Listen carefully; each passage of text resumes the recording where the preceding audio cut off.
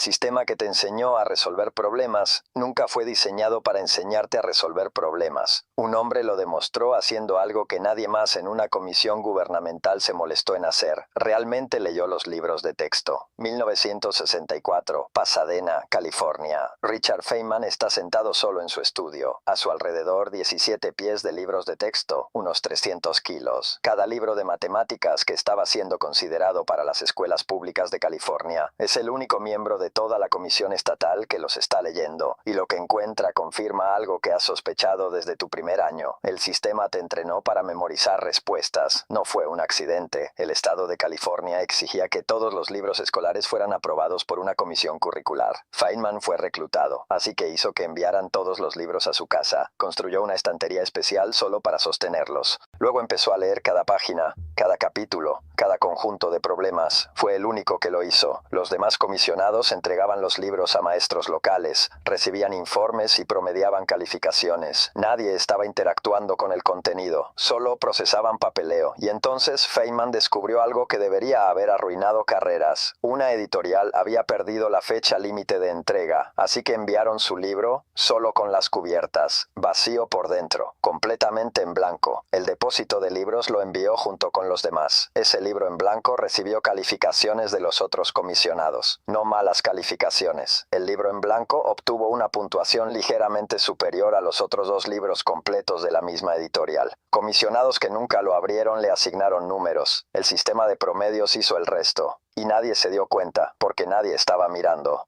Como Feynman escribió después, seguramente está usted bromeando, señor Feynman. El proceso de promediar ocultó el hecho más importante. No había nada dentro del libro. Las personas que elegían lo que tus hijos aprenderían no podían distinguir entre un libro real y uno vacío, porque nunca lo revisaban. Pero el libro en blanco ni siquiera era lo peor. Lo peor era lo que había dentro de los libros que no estaban en blanco. Feynman encontró un libro de ciencias de primer grado que comenzaba con imágenes de un perro de juguete, un perro real y una motocicleta. Debajo de cada imagen, la misma pregunta: ¿qué lo hace moverse? La respuesta en la edición del profesor era: la energía lo hace moverse. Esa respuesta enfureció a Feynman. En su discurso de 1966 ante la Asociación Nacional de Profesores de Ciencias, la destruyó. Decir la energía lo hace moverse no es diferente de decir Dios lo hace moverse o la movilidad lo hace moverse. Es una tautología, una palabra disfrazada de explicación. El niño no aprende nada, nada sobre engranajes, nada sobre resortes, nada sobre cómo funcionan las cosas. Solo aprende una palabra. Feynman propuso una prueba brutal. Sin usar la palabra energía, dime qué sabes ahora sobre el movimiento del perro. No puedes, porque no se enseñó nada. Solo se transfirió una palabra. Su alternativa era simple: desarma el juguete. Muestra los engranajes, muestra los trinquetes.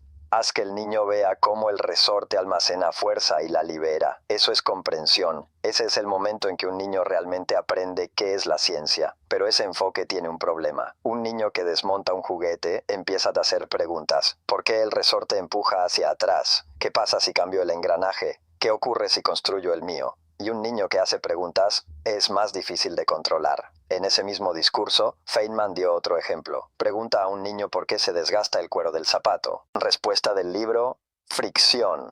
Respuesta real: la acera tiene pequeñas irregularidades que arrancan pedazos del cuero al rozar.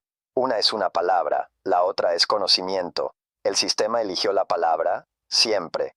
Y seguro tú tienes tu propia versión de esto. Un momento en el que alguien te dio una etiqueta en lugar de una explicación. Los libros de texto estaban obsesionados con lenguaje preciso y definiciones formales, sin enseñar una sola idea útil. Feynman escribió que la notación de teoría de conjuntos casi nunca se usa en la vida real, ni en física, ni en ingeniería, ni en negocios. Pero a las editoriales les convenía mantenerlo así. Una le envió un maletín de cuero con su nombre grabado en oro. Otra, una canasta de regalo. Esperaban en hoteles para invitar a cenar a los comisionados. El sistema servía a quienes estaban dentro, no a los estudiantes. Y si esto solo hubiera ocurrido en California, podrías pensar que era un problema local. Pero Feynman ya lo había visto en otro lugar. Brasil, 1951. Notó algo extraño. Los estudiantes respondían correcto, pero aquí es donde la historia realmente se vuelve incómoda. Porque una vez que ves el problema, ya no puedes dejar de verlo. Empiezas a notarlo en todas partes. En la universidad, donde estudiantes brillantes repiten definiciones perfectas, pero se quedan en blanco cuando se les pide aplicar una idea fuera del ejercicio estándar. En empresas, donde equipos enteros trabajan durante meses en presentaciones impecables, que se derrumban con una sola pregunta inesperada. En entrevistas, donde el candidato con el currículum perfecto no puede razonar en tiempo real. Y en la vida diaria, donde la mayoría de las personas confunde saber palabras con entender la realidad. Ese es el verdadero problema. No es falta de inteligencia, es falta de contacto con lo real. Feynman lo sabía. Por eso desconfiaba profundamente de cualquier explicación que sonara demasiado perfecta, demasiado limpia, demasiado completa. Porque la realidad no funciona así. La realidad es desordenada, contradictoria, incompleta. Y si tu conocimiento no puede sobrevivir a ese caos, entonces no es conocimiento, es memorización. Feynman tenía una regla simple. Si no puedes explicarlo en términos simples, no lo entiendes. Pero aquí hay algo importante que casi nadie menciona. Simple no significa superficial, no significa usar palabras vacías, significa que puedes reconstruir la idea desde cero, sin depender de frases memorizadas, sin esconderte detrás de terminología técnica. Es la diferencia entre decir esto ocurre por fricción y poder describir exactamente qué está pasando entre dos superficies. Una es una etiqueta, la otra es comprensión. Ahora imagina lo que eso significa en el mundo actual, porque el sistema que Feynman criticó no desapareció, se amplificó. Hoy tienes acceso a más información que cualquier generación en la historia. Miles de cursos, millones de videos, respuestas instantáneas a cualquier pregunta. Pero aquí está la paradoja. Cuanta más información tienes, más fácil es confundir acceso con entendimiento. Puedes ver 100 videos sobre un tema y aún así no saber aplicarlo. Puedes leer 10 libros y no poder resolver un problema real. Puedes escuchar a expertos y seguir sin pensar por ti mismo, porque consumir información no es lo mismo que procesarla. Y ahí es donde la mayoría se queda atrapada, en el consumo, saltando de idea en idea, de video en video, de concepto en concepto, sin detenerse nunca a hacer lo único que realmente importa, pensar. Feynman hacía algo radicalmente diferente. No acumulaba información, la atacaba. Tomaba una idea y la rompía en pedazos. La cuestionaba, la reformulaba, la llevaba a sus propios términos. Y si no podía hacerlo, sabía que no la entendía. Puedes probar esto ahora mismo. Toma cualquier concepto que creas que entiendes. Algo simple, por ejemplo, electricidad. Ahora intenta explicarlo sin usar palabras técnicas, sin decir corriente, voltaje o energía, solo con ideas básicas. ¿Qué está pasando realmente? En ese momento notarás algo incómodo, vacíos, huecos en tu comprensión, zonas donde solo tenías palabras, no ideas. Eso es exactamente lo que Feynman buscaba, porque esos vacíos son donde empieza el aprendizaje real. La mayoría de las personas evita ese momento, porque es incómodo. Revela ignorancia, te obliga a admitir que no sabes, pero Feynman lo perseguía, porque entendía algo fundamental. No puedes aprender lo que crees que ya sabes, y aquí es donde su método se vuelve poderoso. No se trata de estudiar más, se trata de estudiar mejor. Menos información, más profundidad, menos velocidad, más comprensión. Feynman no medía su progreso por cuánto sabía, lo medía por cuánto podía explicar, por cuántas formas diferentes podía entender una misma idea, por cuántas conexiones podía hacer entre cosas aparentemente no relacionadas. Y eso nos lleva a algo aún más importante, la conexión. Porque el verdadero pensamiento no ocurre en líneas rectas, ocurre en redes, en relaciones, en asociaciones inesperadas. El sistema educativo tradicional te enseña a dividir. Matemáticas aquí, ciencia allá, arte en otro lado, todo separado, todo ordenado. Pero la realidad no está organizada así. La realidad es un sistema interconectado. Y las ideas más poderosas surgen cuando conectas cosas que aparentemente no tienen relación. Eso es lo que Feynman hacía constantemente. Física con música, matemáticas con dibujo, ingeniería con intuición. No veía fronteras, veía herramientas. Y eso cambia completamente la forma en que aprendes, porque ya no estás memorizando temas. Estás construyendo un sistema mental, un mapa, una red de ideas que puedes usar en cualquier situación. Pero hay un problema. Ese tipo de pensamiento no es fácil de evaluar. No se puede medir con exámenes de opción múltiple. No se puede calificar con rapidez. No produce resultados inmediatos. Y por eso el sistema lo ignora. El sistema prefiere lo medible, lo repetible, lo predecible, aunque eso signifique sacrificar la comprensión real. Y aquí pero hay algo aún más incómodo que todo lo anterior, porque una vez que empiezas a pensar de esta manera, empiezas a notar quién no lo hace, y eso cambia cómo ves el mundo. empiezas a darte cuenta de que muchas conversaciones no son realmente conversaciones. Son intercambios de frases memorizadas, personas repitiendo ideas que nunca han cuestionado, defendiendo posiciones que nunca han examinado, usando palabras que no podrían explicar si se les pidiera. Y no es porque sean incompetentes, es porque fueron entrenados así. El sistema recompensa la certeza, no la duda, premia respuestas rápidas, no preguntas profundas, valora parecer correcto, más que estar dispuesto a estar equivocado. Pero el pensamiento real funciona al revés. Empieza con duda, con incomodidad, con la sensación de que algo no encaja. Feynman confiaba en esa sensación. Cuando algo parecía demasiado claro, demasiado perfecto, sabía que había algo que no estaba viendo, y en lugar de ignorarlo, lo perseguía. Ese es un hábito que puedes desarrollar. No ignorar la confusión, usarla. La próxima vez que algo no tenga sentido inmediato, no corras a buscar la respuesta. Quédate ahí, explora el problema, rompe la pregunta, mírala desde distintos ángulos. Porque en ese espacio, donde no hay respuestas rápidas, es donde ocurre el pensamiento real. La mayoría de las personas nunca permanece ahí el tiempo suficiente, porque es incómodo, porque no hay certeza, porque no hay validación inmediata. Pero ahí es donde se construye la comprensión. Feynman tenía otra práctica poco común. Jugaba, no en el sentido superficial, sino en el sentido intelectual. Tomaba ideas serias y las trataba como juguetes. Las giraba, las distorsionaba, las aplicaba en contextos absurdos, solo para ver qué pasaba. Eso es algo que el sistema elimina completamente. El juego. La curiosidad sin objetivo inmediato. La exploración sin recompensa directa. Pero esa es precisamente la fuente de la creatividad.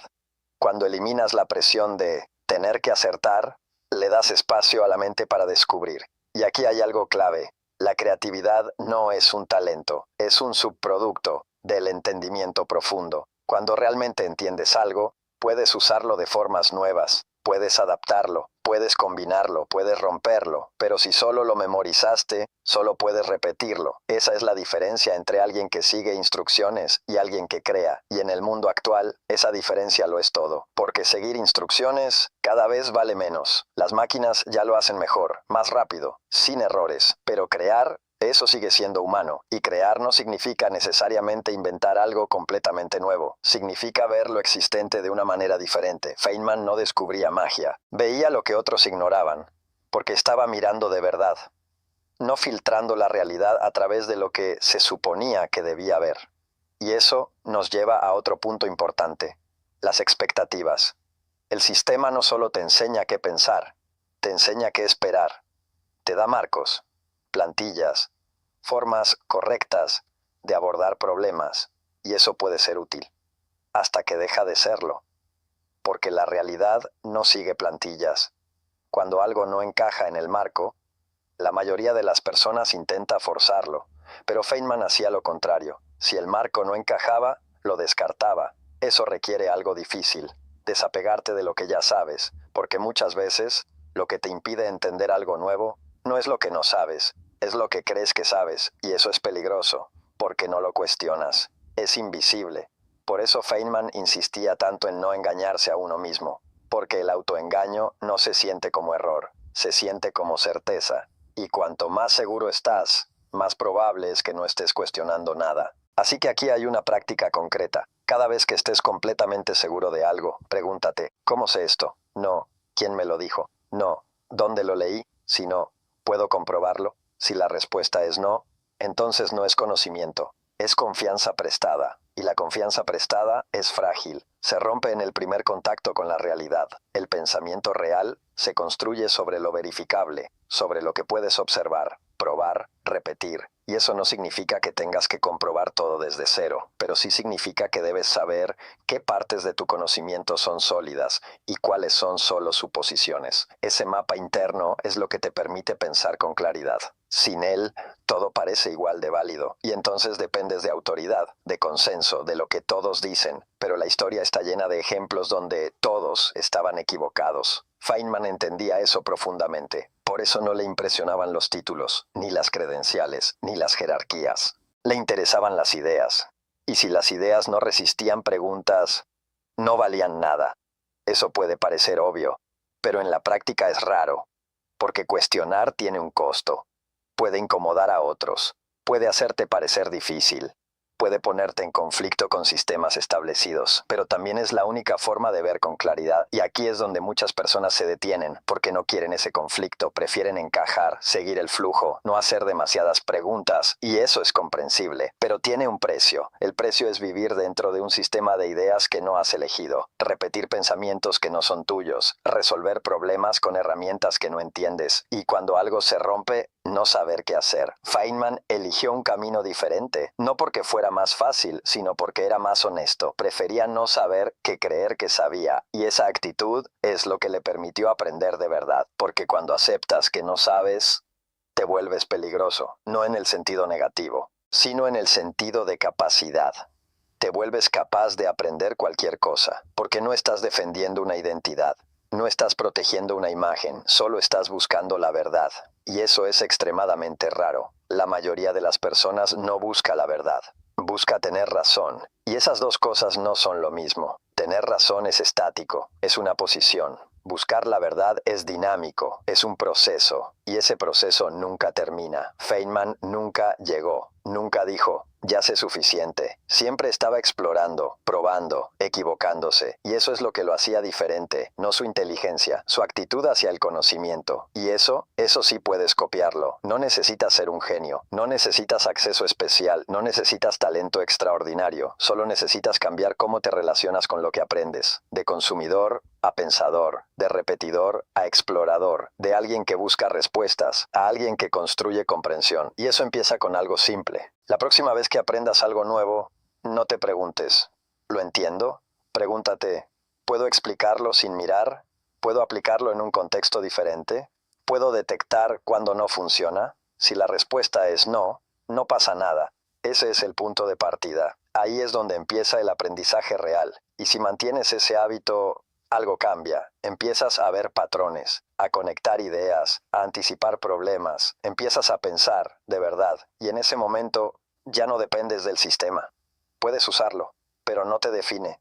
Puedes aprender de otros, pero no necesitas copiarles. Puedes enfrentar problemas nuevos, sin congelarte, porque no estás buscando la respuesta correcta. Estás construyendo una. Y eso es lo que el sistema nunca pudo enseñarte, pero ahora ya lo sabes. La pregunta es, ¿vas a usarlo o vas a volver a lo cómodo? Porque lo cómodo es automático. Pensar no lo es, pero vale la pena, siempre.